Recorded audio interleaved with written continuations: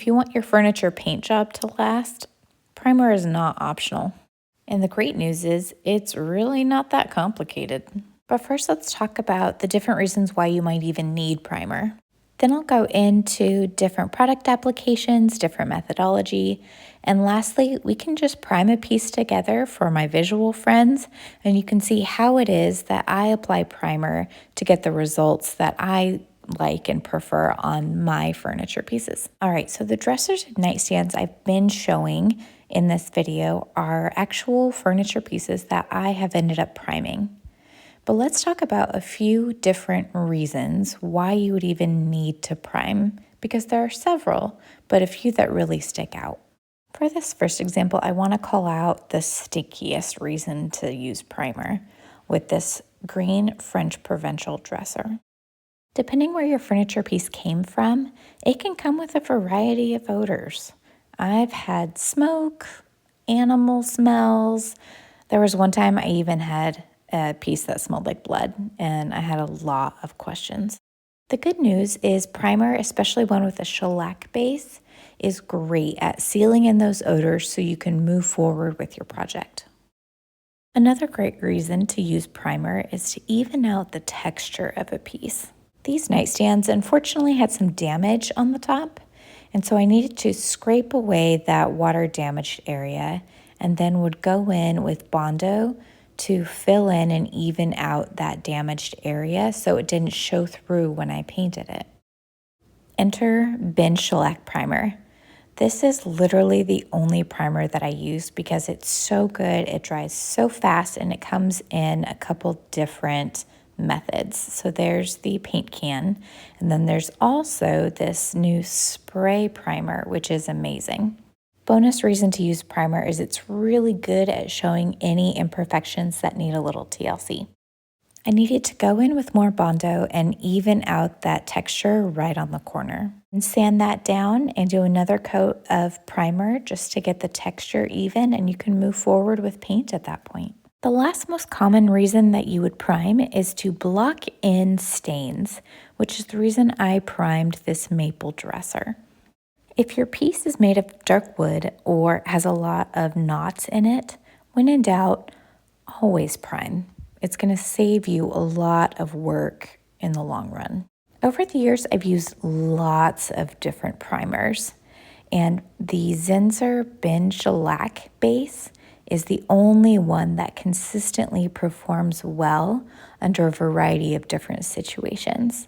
Now, if you've not used it in a minute, when you pop that top off the can, it's going to look a little concerning, but just mix it together and you're still good to go. The type of applicator you use is really going to depend on what your project is. So for example, on these drawers, I don't have any really tight areas I need to get into. So I can just use a roller. In this case, I used a foam roller. Specifically with the shellac base, I just feel like the foam roller works best and gives you the most even surface. But I can just use that foam roller on the corner of the drawers as well as the top and get a nice smooth finish. Now, if you had nightstands that had a lot of intricate detail or little nooks and crannies to get into, a foam brush or a paintbrush is going to be your better option in that case. But for this, the foam roller worked great. One thing to be mindful of with primer, but especially with the shellac base, is that it is a little thinner. And so you need to keep an eye on those drops. So you can see me going back over the corners of the drawer to make sure that there's not any droplets or drips running down the drawer, because that's going to be a pain to go back and sand. After your primer has dried, you're going to want to go back in with at least a 220 grit piece of sandpaper and smooth out any of those lumps and bumps that just come up. It's really going to help you get that buttery finish. I beg of you, please do not forget to do this step. I know it's so easy to get excited that you're finally getting some color on your piece. Now you can go in with whatever color paint you're going to use, but it really does make a huge difference in the final finish of the piece.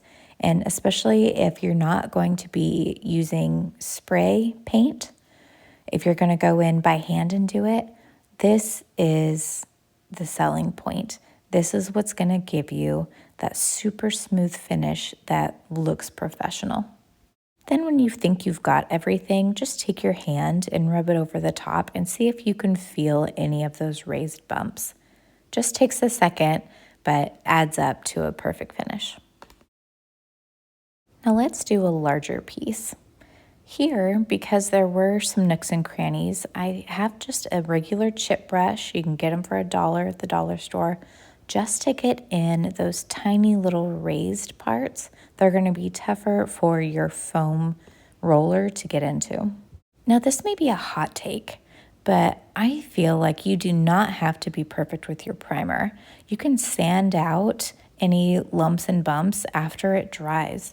So it's kind of one of those things that's therapeutic. You just really want to get the primer on there, and then you can take care of any drips potentially that happen afterwards. But all that said, I am someone that tends to be a little sloppier with my primer, and so I tape everything that I do not want to get any primer on.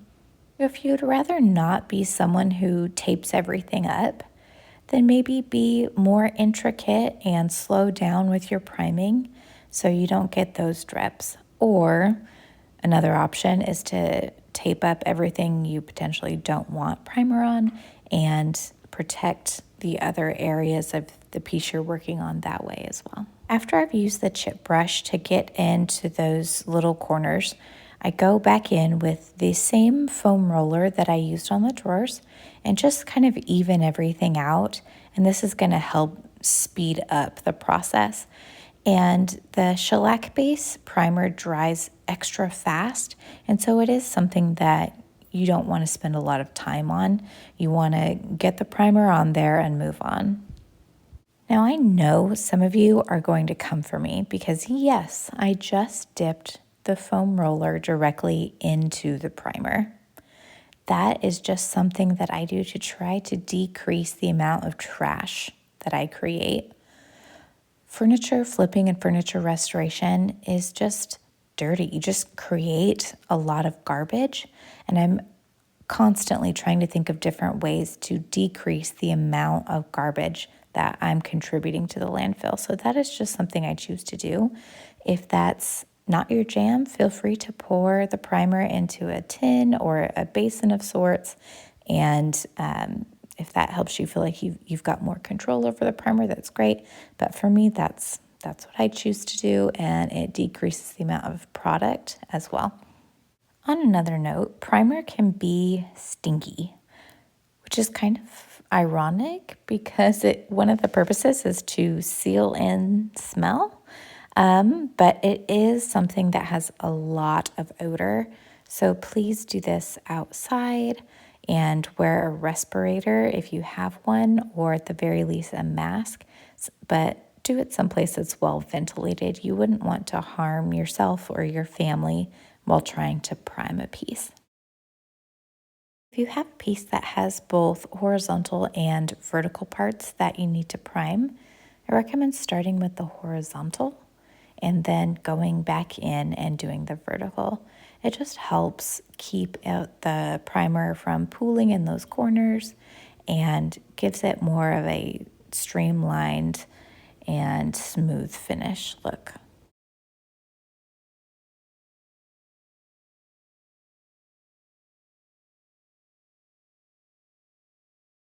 Just like with stain or paint, it's the same with primer that thin, even coats is going to be best. But if you see a little section that you missed, it's okay to go back in with a little chip brush and just touch up real quick. But after it does start to dry, I would recommend not going back in too much because it will give you some creases and raised edges.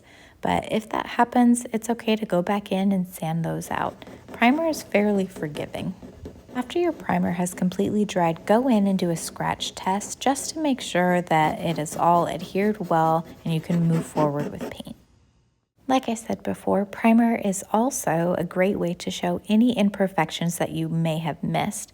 Just go back in with some spot putty by Bondo and fill in those little voids and do another coat of primer and you're good to go.